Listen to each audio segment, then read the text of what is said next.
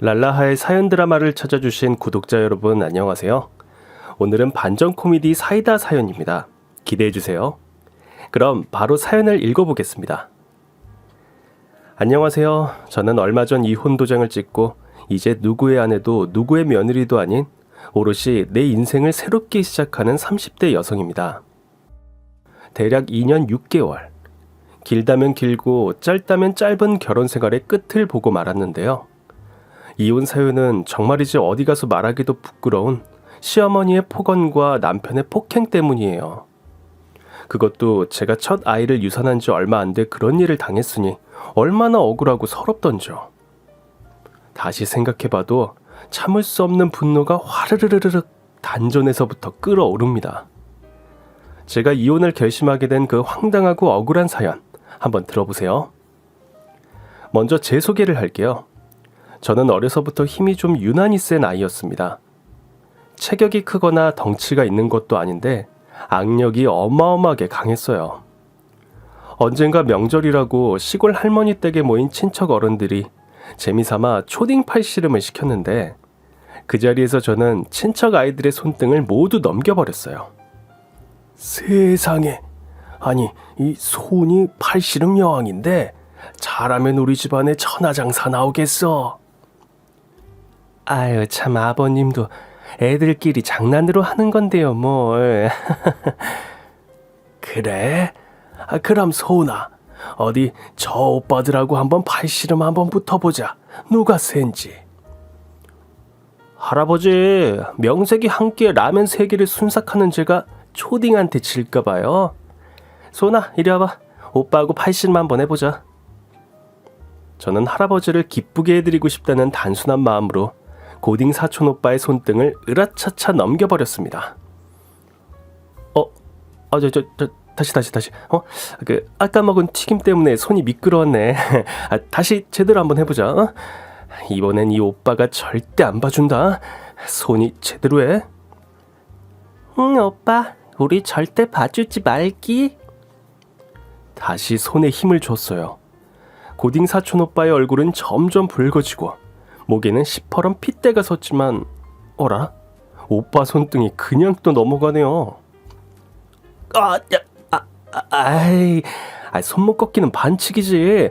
어린 게 반칙 붙었어. 다시 해. 얼마든지 들어와. 손이 계속해도 되겠어. 할아버지, 팔씨름이 너무 재밌어요. 이번에도 가뿐하게 고딩 사촌 오빠를 이기고 내친 김에 대딩 사촌 오빠의 손등까지 차례차례 하나씩 모두 꺾어버렸습니다. 그런데 조금 전 저를 뜨겁게 응원하던 것과 달리 이번엔 분위기가 찬물을 끼얹은 듯 급 싸늘해졌고 큰 어머니가 몹시 언짢은 듯 냉랭하게 말했습니다. 여자애가 힘이 세서 어디다 쓰려고.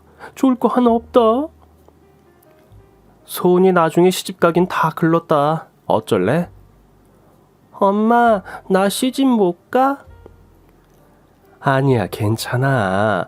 오빠들이 그냥 하는 말이야. 우리 소은이 남자로 태어났으면 장군감인데 아유, 그놈 참 누굴 닮았노? 제가 누굴 닮았냐고요?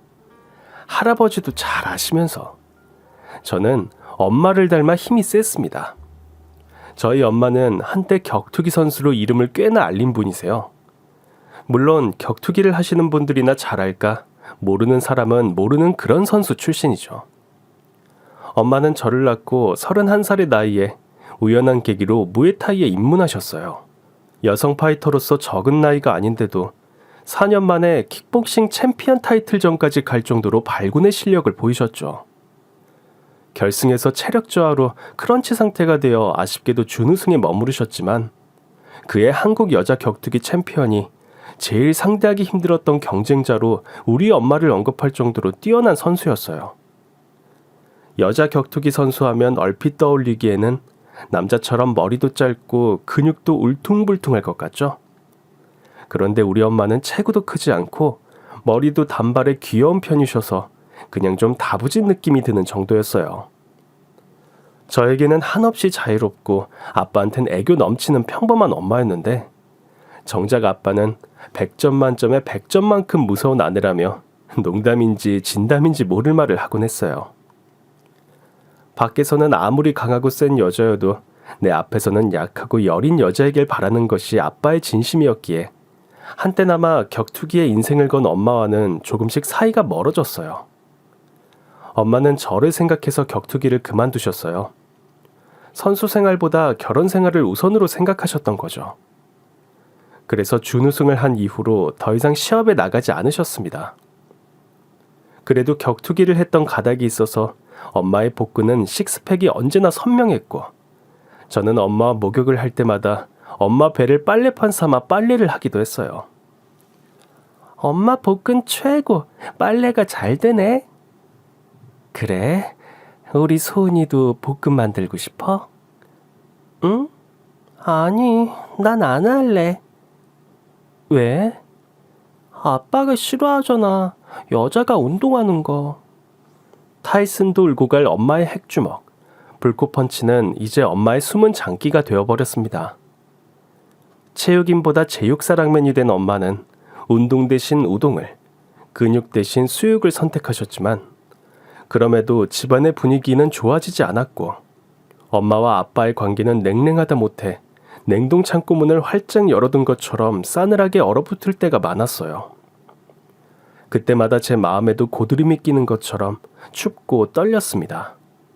알게 모르게 불안했던 것 같아요. 결국 엄마와 아빠는 제가 중학교 2학년 때 헤어지셨는데 그때 제 15년 인생이 와르르 무너지는 기분이 들었습니다. 소은아, 엄마 아빠가 할 말이 있어. 뭔데? 어떻게 설명해야 할지 잘 모르겠는데 우리 소은이도 이제 중학생이고 다 컸잖아? 그러니까 소은이도 이해할 거라 생각하고 말할게. 응. 엄마랑 아빠가 사랑해서 결혼하고 소은이를 낳고 너무 행복했어. 그런데 지금은 엄마 아빠가 서로 사랑하지 않게 됐어. 엄마가 저를 부를 때부터 직감적으로 나쁜 일이란 걸 알았지만 이혼 이야기에 저는 눈물을 터뜨리고 말았습니다. 제 눈물을 보고 엄마는 말을 잇지 못하셨어요. 왜 사랑하지 않는 거야? 어떻게 사랑이 변해? 글쎄, 어떻게 설명해야 할까? 소은이가 친구랑 싸워서 멀어질 때가 있잖아. 그런 것처럼 엄마 아빠도 그런 거야. 화해하면 안 돼? 엄마도 아빠도 노력하면 되잖아. 엄마 아빠가 서로 노력을 하고 시간을 가졌는데도 헤어지는 게 서로를 위해서 나을 것 같아. 그동안 불안하게 해서 미안해. 소은이는 이제 엄마와 아빠 중에 누구랑 살고 싶어? 저에게 주어진 선택의 시간은 정말 가혹했어요. 저는 길게 고민할 것도 없이 엄마와 살고 싶다고 말했습니다. 부모님이 아무리 숨기려고 해도 저도 알 건 알 나이였어요. 아빠에게 다른 사람이 생겨서 헤어진다는 것쯤 알 수 있는 아빠가 그리던 순하고 여리여리한 여자였을 거라 짐작해요. 엄마는 이혼하고 받은 위자료로 스포츠용품 대리점을 차리셨어요. 그리고 매달 양육비는 제 대학 등록금과 결혼자금으로 꼬박꼬박 저금하셨고요. 그다지 어렵지 않은 넉넉한 형편이었지만 저는 공부에 집중하지 못하고 방황했습니다. 폭식과 과식으로 살이 급격하게 쪄서 한 마리 우람한 돼지 코끼리가 됐는데 비만이 건강에 좋지 않다고 판단한 엄마가 저에게 운동을 권하셨어요. 엄마는 저를 데리고 아침마다 조깅을 하거나 배드민턴, 수영 같은 운동을 했어요. 때때로 격투기 기술도 알려주셨죠. 이렇게 상대를 넘어뜨린 상태에서 상대편 몸에 두 다리를 올리고 팔을 잡고 누를 건데 상대 팔꿈치를 꺾어 둥글게 감싸면서 상대 팔을 누르는 거야. 어때? 엄마, 나 팔 부러지겠어. 그래, 이게 안봐야 팔 가로 누워 꺾기. 이 정도는 해줘야지 격투기라고 할 수 있지. 그만해, 아파. 이 정도는 초등학생도 할 수 있는 수준이야. 이번엔 킥 위주로 연습해보자. 엄마, 나 격투기 안 배울래. 왜? 무서워?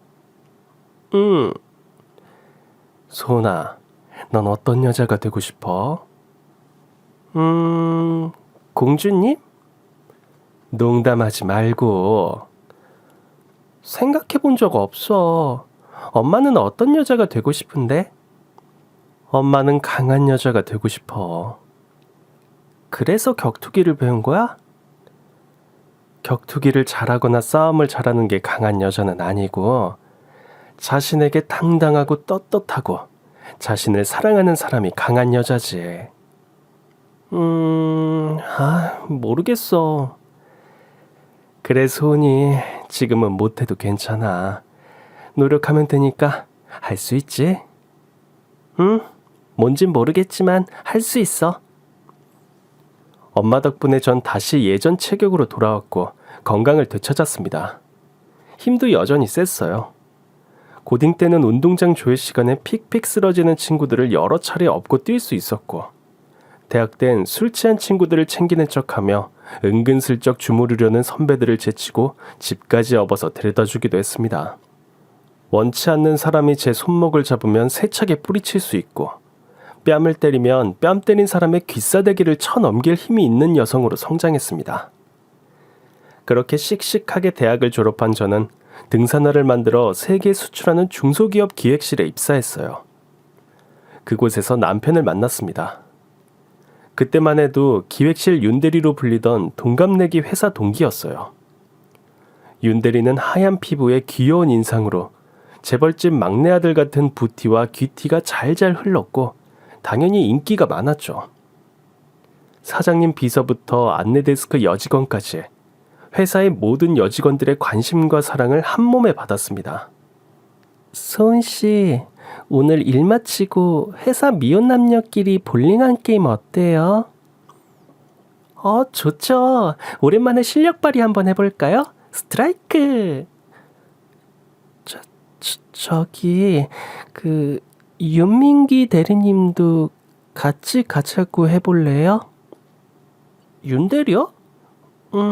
정원 씨가 직접 물어보시면 되죠. 왜요?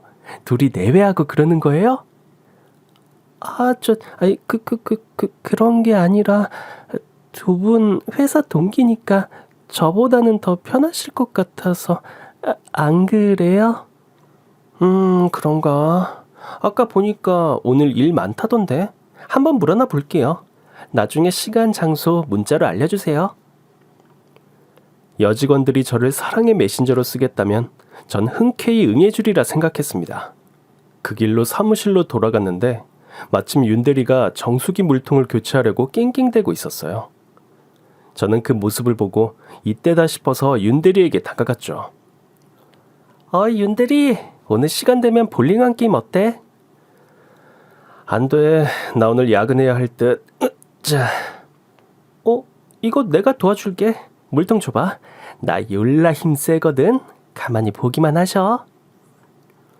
윤대리가 들려고 하는 물통을 굳이 제가 뺏어서는 어영차 물통을 들어 올리는데 그때였어요. 뽕! 가쁜 방귀 소리가 누구도 아닌 제 아랫배에서 뿌악 하고 터져 나왔습니다. 제 괄약근은 어쩜 이리도 눈치가 없는 걸까요? 제 얼굴은 불타는 고구마가 되어 시뻘겋게 물들었고 의도치 않게 저는 동기랑 방귀 튼 사이가 되었어요. 이거 참 난감하대요. 생리현상인데 뭐 괜찮아 하면서도 윤대리 입에선 웃음이 새어나와서 킬킬거렸어요. 야, 그만 웃어. 알았어. 오늘 일은 내가 무덤까지 가져갈게. 동기사랑 나라사랑 아니냐. 입 꾹 닫아줄게. 사랑은 방귀를 타고 오는 것일까요? 우린 방귀를 트고 사이가 급격하게 발전했습니다. 윤대리 요 녀석이 저 멀리에 있다가도 저만 보면 한달음에 달려와서 장난을 쳤거든요. 소은아, 우리 사귈래? 뭐야? 너 나 좋아해? 언제부터 그런 거야? 네 방귀 소리를 들은 날부터 계속 귓가에 맴돌아. 네 방귀 소리가 뽕.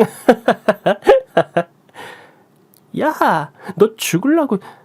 이게 정말 내가 그날 왜 물통을 든다고 해가지고. 아니, 진심이야, 진심. 나 너랑 정말 사귀고 싶어. 방귀를 터서 그런가? 더 가깝게 느껴진달까? 널 더 알고 싶어. 그럼 안 돼?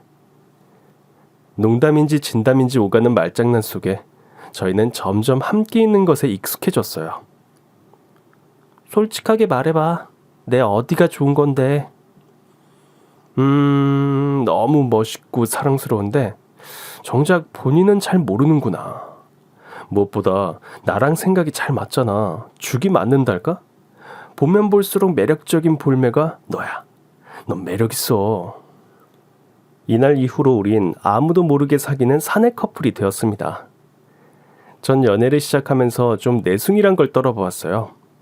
힘센 여자가 무서워 도망간 아빠에 대한 안 좋은 기억 때문인지 굳이 제가 힘센 여자로 보이고 싶지 않았어요.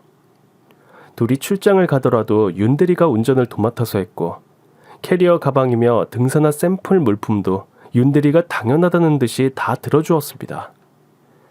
저는 윤대리 앞에서 공주님, 아니 비로소 여자가 된 것 같았어요. 아무도 모르게 사귄다고 생각했지만 아니었어요. 우리가 사귄 지 일주일도 안 돼서 회사에 소문이 쫙 퍼졌고 이 소식을 듣고 울고 불며 저를 시기 질투하는 여직원들이 속출했습니다. 알고 보니 윤대리가 진짜 우리 회사 사장님의 막내 아들이었더라고요. 우리는 사귄 지 6개월 만에 미래를 약속하는 사이로 발전했습니다. 엄마도 아빠와 이혼을 했기 때문에 제가 좋은 사람과 결혼하기를 바라셨는데 엄마는 윤대리를 별로 좋아하지 않으셨어요. 잘생기고 귀여워서 여자들에게 인기 많은 남자는 결국 얼굴값 한다는 것이 엄마의 지론이셨어요. 게다가 엄마가 재미삼아 관상을 공부했는데 윤대리의 관상이 결코 좋지 않다며 윤대리와의 교제를 반대하셨습니다. 엄마, 지금 시대가 어느 시대인데 알파고가 바둑을 두고 인공지능이 그림을 그리는 최첨단 과학시대의 관상을 왜 봐? 얘가 관상은 사이언스라는 말도 모르나 봐. 그런 게 어딨어. 그럼 뭐 침대도 과학이고 관상도 과학이면 둘이 뭐 같은 과 친구야 뭐야. 흥분하지 말고 일단 내 얘기 한번 들어봐. 엄마가 왜 관상을 공부했겠니? 다 내 관상이 안 좋아서 일이 잘 안 풀리나 싶어서 그런 거야. 그래서 뭐 우리 민기 씨 관상이 어떤데? 봐라 여기. 국가에서 공인한 관상대 백과사전에 따르면 눈, 코, 입, 네 남친 얼굴이 딱 폭력 남편 얼굴이다 이거지. 뭔 소리야? 엄마, 걔 힘 없어. 정수기 물통 하나도 낑낑대는 애가 무슨 폭력. 그런 걱정일랑 하덜덜 마. 네 남친 여기 눈과 눈썹 사이가 멀잖아. 멋쟁이의 화려한 타입이잖아. 네 남친 여자한테 인기도 많지. 주위의 주목을 받고 인기를 누리는데 성격은 단호하지 못해. 그러면 주변의 여자가 득식을 들끓을 텐데 그게 바로 플레이보이인 거야. 엄마, 걔 나만 바라보는 사랑꾼이야. 지금이야 그렇지. 그래. 이 눈썹머리, 이건 사람의 승부욕, 자존심을 나타내는데 눈썹머리 털이 고추 서 있잖아. 이런 사람은 성격이 예민하고 작은 마찰도 그냥 넘어가지 못하는 타입이야. 엄마, 걔가 좀 정의감이 남다를 뿐이야. 그런 성정 때문에 말보다 주먹이 앞서는 거지. 나중에 폭력 사건으로 구설수에 오르는 게 이런 눈썹이라고. 게다가 코끝도 뾰족하지. 이 코가 싸우기를 좋아하는 전형적인 폭력 남편 관상인데 몰라. 엄마는 네가 이 결혼 안 했으면 좋겠다. 엄마, 민기 씨 성격이 예민해서 오히려 주변 사람들을 잘 챙겨주는 거야. 센스티브하니까. 그리고 정의감 때문에 주먹이 앞선다고 해도 나는 불의를 보고 회피하는 인간보다는 낫다고 봐. 아휴, 그래도 엄마는 왜 이렇게 불안하니? 조마조마하고 막 그래. 엄마는 자기 딸을 그렇게 못 믿어? 내가 그렇게 사람 보는 눈이 없을까봐? 민기 씨가 나한테 얼마나 잘해주는지 알면서. 이렇게 엄마를 설득했어요. 정말이지 누가 타임머신 좀 만들어주세요.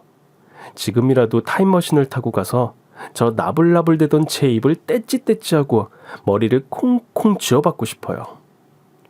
아무튼 엄마의 진심 어린 우려와 걱정을 저는 쓸데없는 염려라 치부하고 설레는 마음으로 상견례까지 치렀습니다. 어디서 그런 근거 없는 자신감으로 충만했는지 모르겠어요. 연애할 때만 해도 남편은 한없이 다정하고 10점 만점에 10점짜리 완벽한 남친이었거든요. 그런데 결혼을 하고 난 뒤 상견례 때는 보이지 않았던 것들이 본격적으로 보이기 시작했습니다. 남편을 향한 시어머니의 과도하고 지나친 애정과 집착이 말이죠.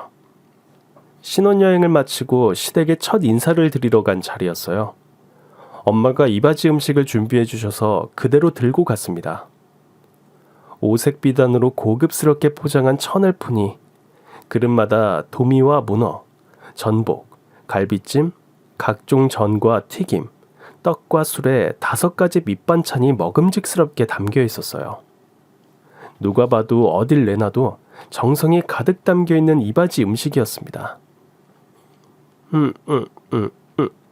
어우, 반찬이 꽤 알차고 맛도 슴슴하니 우리 입맛에 딱 맞네.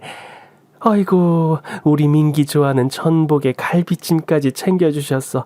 아유, 어머님이 참 센스 있으시네. 저희 엄마가 이바지 전문점에 주문하시긴 했지만 원래 요리 솜씨가 좋으세요. 그래? 어머니가 요리를 잘하시면 너도 요리 솜씨는 좋겠네. 안 그러니? 밥은 잘 못해도 라면, 파스타, 핫케이크, 프렌치 토스트 이런 건 정말 맛있게 잘해요, 어머니. 에? 우리 아들 입맛이 까다로운 거 알지? 양식, 중식, 프랑스 요리, 이태리 요리 다 필요 없어. 온리 한식 러버, 한식 입맛이라고. 네? 어머님, 민기 씨 스테이크에 파스타 엄청 잘 먹던데요? 그거야 외식이니까 특별하게 한 번씩 찾는 거지. 그게 밥이 되니? 자고로 한국인은 밥심 아니냐. 남편이 힘들게 돈 벌러 가는데 밥이라도 든든하게 먹고 가야지. 힘내서 일도 잘하지 않겠니? 집밥이요? 네, 어머니. 제가 한번 해볼게요. 결혼을 하면서 직장을 그만두었기에 저는 이번 참에 살림을 제대로 배워봐야겠다고 생각하고 있었어요. 그래서 아침으로 대충 된장국에 달걀 프라이 좀 굽고 김치에 김 이 정도면 되지 않을까 마음 편하게 생각했습니다. 그래, 잘 생각했다. 자고로 집밥이라 하면 역시 구첩반상은 되어야 밥을 먹었다고 할 수 있지. 안 그러니? 네? 구첩반상이요? 아침에 구첩반상을요? 적어도 구첩반상은 되어야지 남자가 힘을 쓰지. 너 아침에 빵 쪼가리 같은 걸로 때울 생각이라면 애저녁에 버려라. 절대 안 된다. 알겠니? 우리 새아기가 잘하겠지만 내가 널 믿어 의심치 않지만 만일 우리 귀한 아들 체중에서 100g이라도 빠지면 너 혼날 줄 알아? 네? 어머니, 구첩은 정말 저 자신 없어요. 아유, 안 되겠다 얘. 너 아침 밥상 매일 인스타에 업로드를 하든지 아니면 인증샷 찍어서 나한테 보내. 저는 깜짝 놀라 남편을 쳐다보았습니다. 놀랍게도 남편은 당연한 이야기라는 얼굴로 갈비찜을 개걸스럽게 처먹처먹하고 있었어요. 저보다 2살 많은 시누이는 저를 보며 픽 비웃고 올케 이제 큰일 났다 하며 혀를 끌끌 차는 거였어요. 올케, 우리 엄마가 농담하는 것 같지? 과연 그럴까? 절대 아니올시다. 드디어 지옥문 열리는 건가요? 웰컴 투 시월드. 하는데 무슨 농담을 저렇게 재수없게 하시나 싶었어요. 시부모님과 같이 살지 않으니 남편과 단둘이 신혼의 단꿈에 젖어서 행복할 줄만 알았지. 신혼여행을 다녀오자마자 혹독한 극기훈련 같은 시집살이가 기다리고 있을 줄은 상상도 못했습니다. 시어머니는 제가 진짜로 남편을 굶길까봐 노심초사하셨는지 다음날 진심으로 남편의 식사 인증샷을 보내라고 하셨어요. 저는 농담인 줄 알고 늦잠을 자다가 오전 7시에 시어머니 전화를 받고 깜놀했습니다. 어머니 진짜로 보내요? 어머, 얘 좀 봐. 내가 할 일 없어서 며느리 데리고 말장난 하겠니? 당장 오늘 아침 밥상 사진으로 보내. 어머니 죄송한데 잠시만요. 잠시만 기다려주세요. 명색이 시어머니의 첫 지시사항인데 놓치면 안 될 것 같아서 부랴부랴 냉장고 문을 열고 어제 엄마가 넣어주신 밑반찬으로 밥상을 차리고 시어머니께 사진을 보냈습니다. 겨우 7첩밖에 되지 않았어요. 아니나 다를까 시어머니는 영 못마땅한 티를 내시며 절 타박하셨어요. 이게 뭐니? 어제 먹은 반찬 그대로 식탁에 올렸네? 어제 민기 술 마셔서 콩나물국으로 했어야지. 아휴, 네가 뭘 알겠니? 나중에 우리 집 왔다 가렴. 내 민기 좋아하는 반찬 챙겨뒀으니 그거 가지고 가. 그렇게 저는 아침 6시가 땡 하면 벌떡 일어나 남편에게 줄 구첩 반상을 차렸습니다.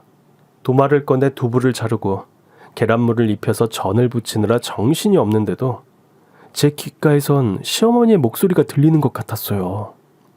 예, 5대 영양소를 맞춰 생선, 고기, 채소를 포함해 골고루 차려야지.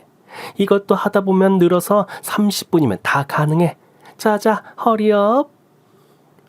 부엌에만 들어서면 어머니의 잔소리가 자동 재생되는 것 같아서 정말 미치고 환장할 노릇이었습니다.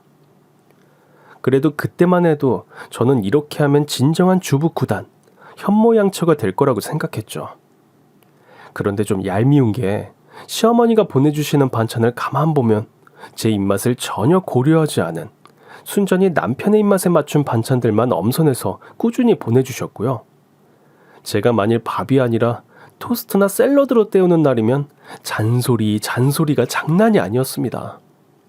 그리고 시어머니와 저는 사랑하는 연인처럼 매일같이 영상통화를 했는데요. 주로 어떤 내용이냐면요. 네, 어머니. 민기씨 아침 7시 30분 정각에 식사했고요. 어제 회식해서 속이 좋지 않다고 해서 제가 김치 넣고 끓인 콩나물국 해장국 시원하게 원샷하고 갔어요. 차는? 어제 술 마셨으면 아직 덜 깬 거 아니야? 그래서 같은 아파트에 사는 육과장님 차 카풀해서 간다고 하더라고요. 그래? 아유, 잘했다. 역시 우리 아들은 똑똑해. 네, 어머님. 예, 옷장 열어서 민기 내일 입고 갈 의상 좀 보자. 네, 어머니 준비해놨어요. 베이지색 올목 폴라티를 안에 받쳐 입고요. 요즘 유행하는 다크그린 컬러 정장으로 매치할 생각이에요. 여기에 카키색 피코트를 걸치면 내일 출근복 완성입니다. 구두는 갈색으로 준비했습니다. 피코트 말고 검정 롱코트로, 장갑은 다크그린 가죽으로 준비하렴. 네, 어머니. 참, 네가 민기 속옷 사이즈를 모르는 것 같아서 내가 팬티 몇 벌 주문했으니까 아마 오늘 택배로 너네 집에 갈 거다. 내일 출근할 때 거기서 레드 하나 꺼내 입혀라. 이번 주 운세에 빨간색이 행운의 색이라지 뭐니. 알겠지? 꼭꼭 빨간색으로 입혀. 네, 어머니. 저는 어느샌가 기계적으로 대답하는 네, 어머니 보시 되었습니다. 매일 같이 밥을 먹어야 했고 매일같이 영상통화를 했어야 했으며 매일매일 남편이 무슨 행동을 어떻게 했고 어떤 팬티로 입었는지까지 일일이 시어머니께 보고를 해야 했습니다. 그러다 어느 날 속이 메스껍기도 하고 컨디션도 좋지 않아서 인증샷과 영상통화 보고를 안 했더니 시어머니가 득달같이 저희 집으로 찾아와 씩씩대며 개칠할 연병을 떨었습니다. 야, 내 말이 말 같지 않니? 어디서 굴러먹은 개뼈다귀 같은 게 감히 우리 아들을 꼬셔서는. 야, 우리 집안에 들어왔으면 집안의 법도대로 순순히 따를 일이지. 그것도 못해? 대체 네가 할 줄 아는 일이 뭐니? 어머니, 저 매일 아침마다 6시에 일어나서 민기 씨 아침 챙기고 어머니한테 일일이 보고하고 있잖아요. 오늘은 좀 몸이 안 좋아서. 근데 이게 어디서 따박따박 말대답이야? 그 순간 시어머니가 제 머리채를 사정없이 확 잡아 뜯었습니다. 저는 너무 놀라서 이성이 작동하기도 전에 손이 먼저 나갔어요. 저도 모르게 자동 반사로 어머니의 머리채를 똑같이 양손으로 잡고 야금야금 뜯어주었죠. 이거 안 놔? 어머니가 먼저 놓으세요. 이게 어디서 시어머니한테. 어머니가 먼저 머리채 잡으셨잖아요. 어디서 따박. 어머니 손 놓으시면 저도 손 놓을게요.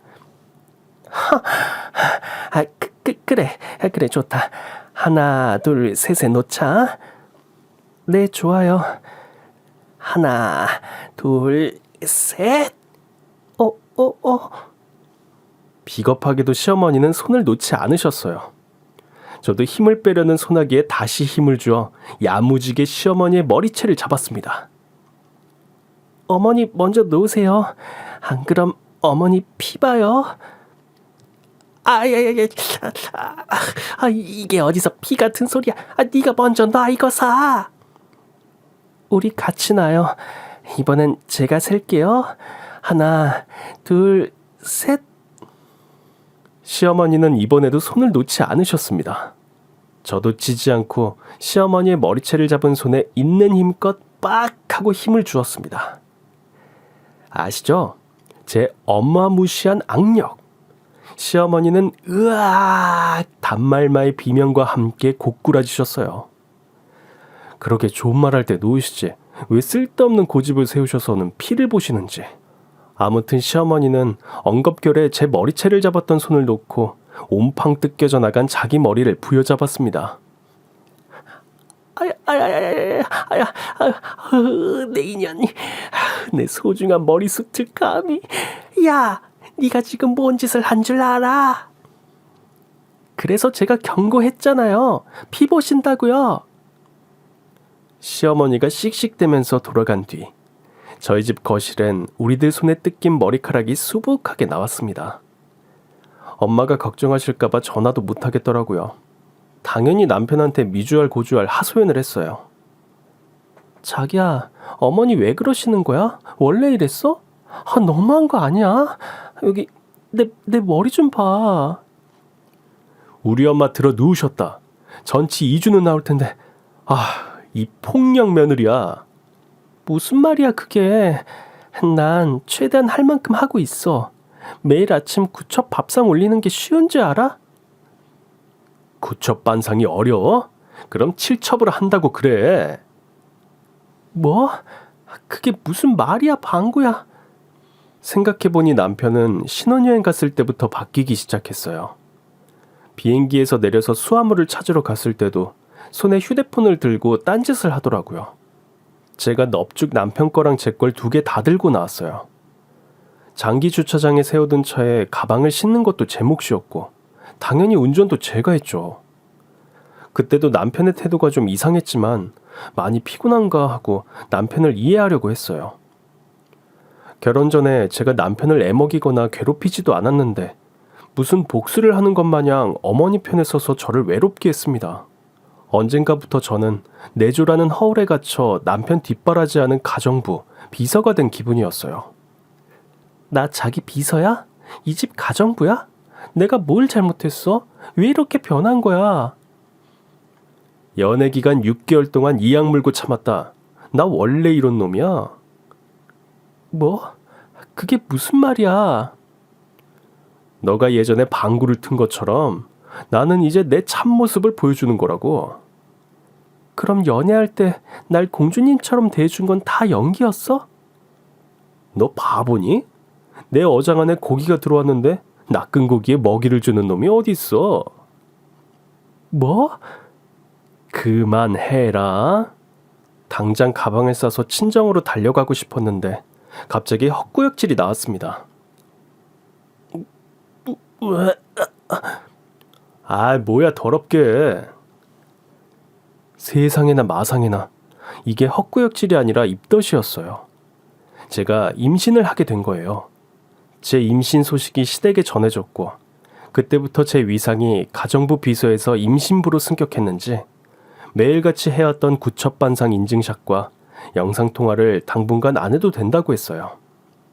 그러면서 임신부에게 좋다는 음식과 약을 하루가 멀다 하고 갖다 주시는데 저는 시댁 식구들이 우리 집 비밀번호를 누르는 소리만 들어도 심장이 떨릴 정도로 싫었어요. 옳게 편해? 요즘 편해서 좋지? 얼굴이 확 폈네. 부럽다. 언니 무슨 말씀이세요? 저는 적응 안 돼서 어지럽습니다. 인생이 그런 거야. 파출보하다가 대리모가 되기도 하고. 솔직히 파출보보다 낫잖아. 대리모가 된 기분 어때? 대리모라뇨. 언니 무슨 말을 그렇게 함부로 하세요. 그러니까 나처럼 결혼을 하지 말지 그랬어. 이거 영양제인데 임신 초기에 꼭 먹어야 한다고 엄마가 신신당부했어. 부디 이거 잘 먹고 뱃속에 애기 잘 지켜. 우리 올케 보험이잖아. 네? 아 맞다. 임신하고 남 험담하면 나중에 아이가 그 사람 쏙 빼닮는 거 알지? 설마 나 닮은 애 낳고 싶으면 마음껏 욕해. 잘 있어. 나 간다.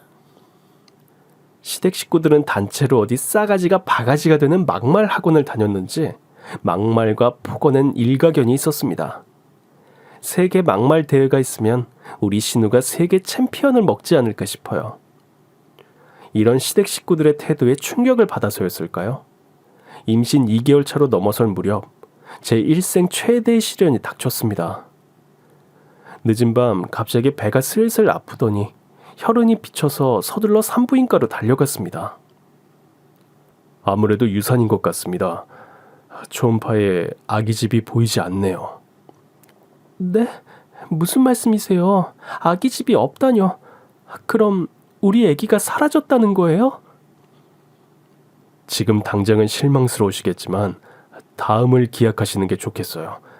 나이도 젊으니까 조만간 좋은 소식이 있을 거예요.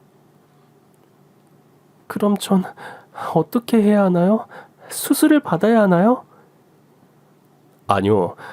고여있던 피와 함께 아기집이 나왔기 때문에 따로 시술을 할 필요는 없어요. 대신 환자분 몸조리를 잘 하셔야 합니다. 저는 그 순간부터 산모님에서 환자님으로 명칭이 바뀌었고 그제야 아이를 잃었다는 걸 실감했습니다. 저는 기댈 곳을 찾아 친정에 갔습니다. 엄마 품에 안겨 얼마나 울었는지 몰라요. 엄마, 내 아기가 있었는데 어제까지 살아 있었는데 없대. 아휴, 그래 내 새끼. 온다고 얼굴이 퉁퉁 부었네. 아무리 슬프고 괴로워도 다 지나간다. 엄마, 아기가 너무 가여워. 가여워서 눈물이 안 멈춰. 그래. 오늘은 있는 힘껏 울어. 일주일 정도 여기 있을 거라고 윤서방한테 엄마가 전화하마. 엄마는 유산도 아기 낳은 것처럼 똑같이 산후조리를 잘해야 한다며 엄마 옆에서 몸조리를 하라고 했습니다.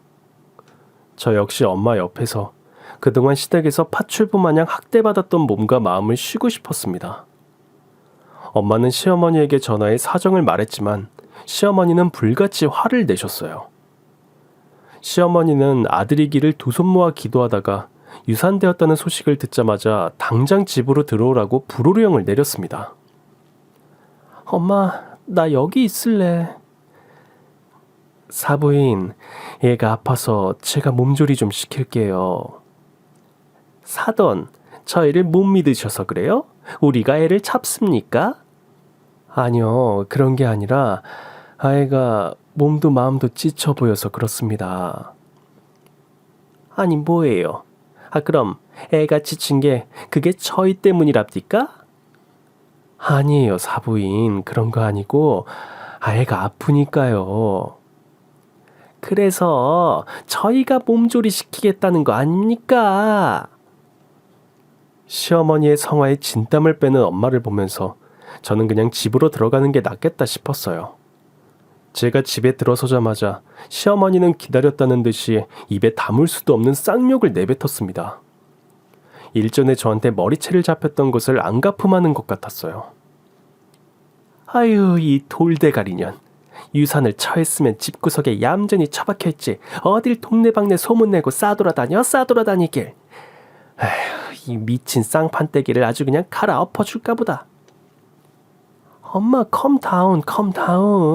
혈압도 높으신 양반이.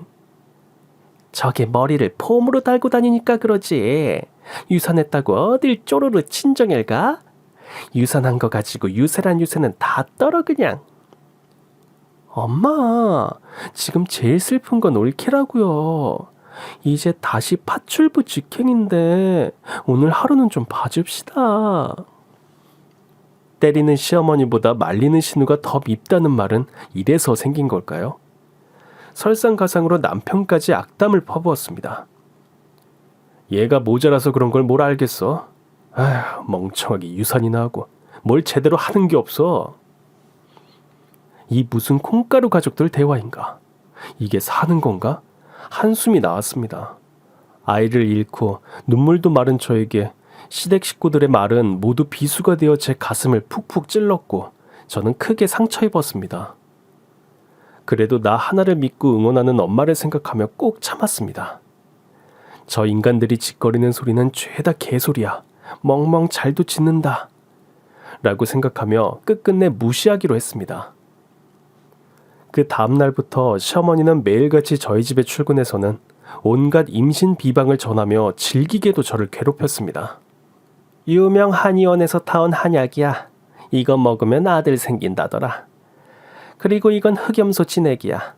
여자 몸을 따뜻하게 해줘서 임신 cik방이라더라. 한 번은 웬 여자 속옷을 가져와서 저더러 입으라고 했어요.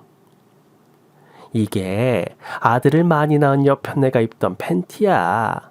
이게 아들 임신하는데 그렇게 이용하다더니. 아이, 뭐하고 있어? 얼른 갈아입어.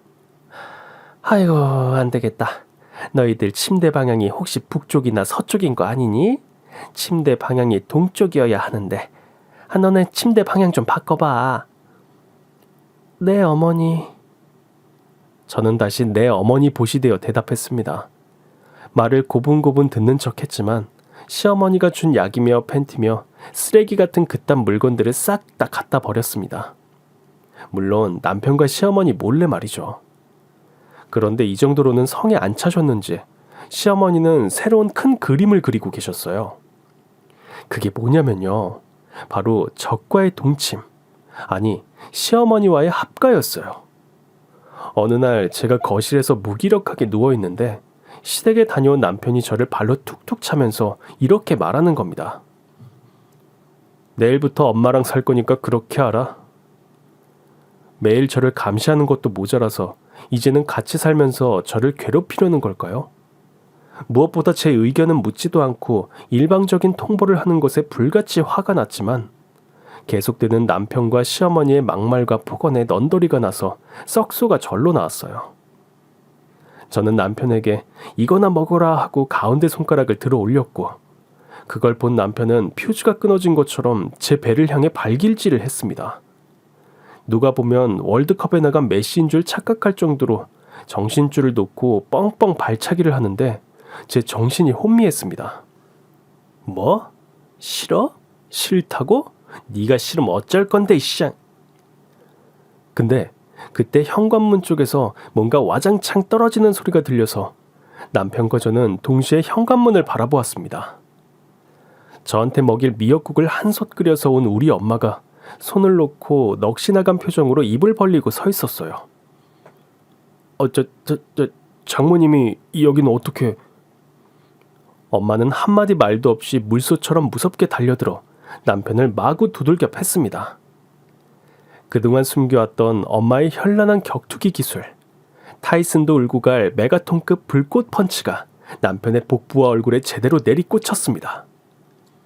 엄마의 핵주먹에 남편의 코에서 코피가 터졌고 강냉이는 완전 탈탈 털려버렸어요. 그래도 분이 풀리지 않은 엄마가 남편에게 니킥을 날리고 그것도 모자라 남편 얼굴을 잡아서 무릎으로 찍으려고 자세를 잡는데 그때 깍 하고 시어머니의 비명소리가 들렸어요. 때마침 저희 집을 방문한 시어머니가 피투성이가 된 남편의 처참한 몰골을 보고 놀라서 비명을 지르며 엄마 머리채를 잡으려고 달려들었습니다. 엄마는 이소룡처럼 코를 쓱 닦으며 아류 기합 소리를 넣은 뒤 시어머니의 멱살을 잡아 패대기 쳤습니다. 그리고 이어지는 지옥의 백초크, 리어네이키드 초크 기술을 선보이셨습니다. 얼핏 보면 백허그처럼 보이지만 엄마는 완벽한 기술로 시어머니의 목을 두른 팔에 힘을 줬어요. 시어머니는 숨도 못 쉬고 손바닥으로 미친 듯이 바닥을 쳤습니다. 사부인 항버. 엄마는 시어머니를 옥죄었던 팔에 힘을 풀었어요. 그제야 숨을 쉬고 겨우 일어나던 시어머니가 남편이 찌그러져 있는 얼굴을 보고 또다시 엄마에게 달려들었습니다. 아니, 우리 아들 얼굴을 감히 개박살을 내? 엄마는 시어머니의 팔을 잡고 빙빙 돌려서 넘어뜨린 뒤 팔과 다리로 시어머니의 오른팔을 잡고 팔 가로 누워 꺾기, 안바 기술을 걸었어요. 팔이 꺾인 시어머니는 고통에 파르르 떨며 괴로워하셨어요. 이번에도 끙 소리를 내며 살기 위해 미친 듯이 탭을 쳤습니다. 이제 항복 몰라요. 항복이라고요, 항복. 엄마는 이번에도 시어머니의 오른팔을 풀어주었습니다. 시어머니는 끙 하고 겨우 일어섰는데 이번엔 저를 보고 미친 듯이 달려들었어요. 아유, 인연이 어디 우리 아들 얼굴을 망쳐놔. 저는 손을 내밀어 달려오는 시어머니의 이마를 그대로 막았습니다. 시어머니는 자신의 가속도를 이기지 못하고 그대로 뒤로 넘어졌어요. 엄마는 그대로 시어머니 배에 올라타고 금방이라도 시어머니의 얼굴을 때리듯이 핵주먹을 불끈 쥐었어요. 그때였어요. 아이고 사부인 살려주시오. 아유 살려주세요. 엄마는 주먹을 쥐고 한 마리 사자처럼 포효했습니다. 으아! 잠시 뒤 코피로 온 얼굴이 피범벅이 된 남편과 머리가 산발이 된 시어머니는 엄마 앞에 무릎 꿇고 두 손을 싹싹 빌었습니다. 아유, 잘못했습니다, 장모님. 목소리 봐라. 그것밖에 못 내나? 다시. 잘못했습니다. 사부인은요? 아유, 사돈 잘못했어요. 용서해 주세요. 자, 그럼 여기 녹음 중이니까 다시 한번 말해보세요. 오늘 누가 먼저 폭행하셨죠? 네, 접니다. 저 민윤기. 제가 황소윤 배를 찼습니다. 몇 번을 찼지? 세 번이요. 정말 세 번만 찼어? 생각해보니 네 번. 그럼 자네도 나한테 사커킹 4번 맞고 퉁치세. 어때? 네, 어머님. 사커킥 달게 받겠습니다. 예. 자, 간다. 하나.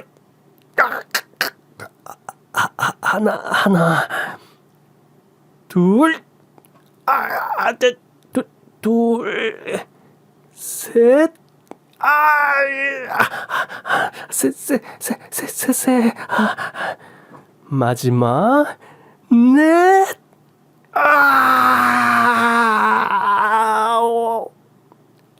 아이고 민기야. 아유, 우리 아들 죽네. 그나마 엄마의 필살기인 안면 니킥을 남편과 시어머니에게 맛보이지 않아서 천만다행이라고 생각했습니다.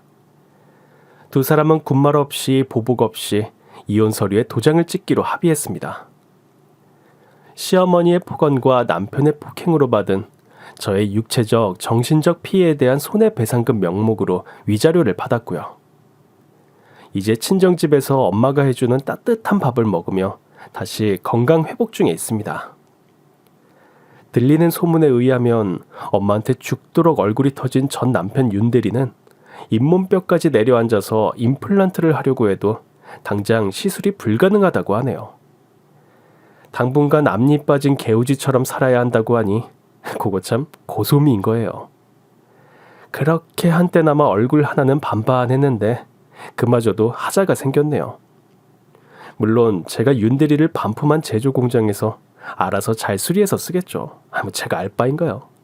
앞에서도 말씀드렸듯이 저는 이제 누구의 아내도 며느리도 아닌 제 인생을 살게 되었습니다. 지금도 전 힘이 굉장히 세요. 혼자서 가구도 잘 옮기고 남자도 열기 힘든 차량 리모컨을 뚝딱 열고 배터리를 제 손으로 교체하기도 합니다. 저는 이제 우리 엄마처럼 강한 여자가 되려고 해요. 싸움을 잘하는 강한 여자 말고 자신에게 당당하고 자신을 있는 그대로 사랑하는 강한 여자. 새롭게 거듭나는 저를 지켜봐 주세요. 지금까지 제 이야기를 들어주셔서 고맙습니다. 메리 크리스마스 하시고 해피 뉴 이어 하세요. 어떠셨나요? 오늘의 사연에 공감하고 즐겁게 들으셨나요? 그럼 구독과 좋아요를 꼭 눌러주세요. 저는 내일도 더 화끈하고 재밌는 이야기로 찾아오겠습니다. 행복한 하루 보내세요.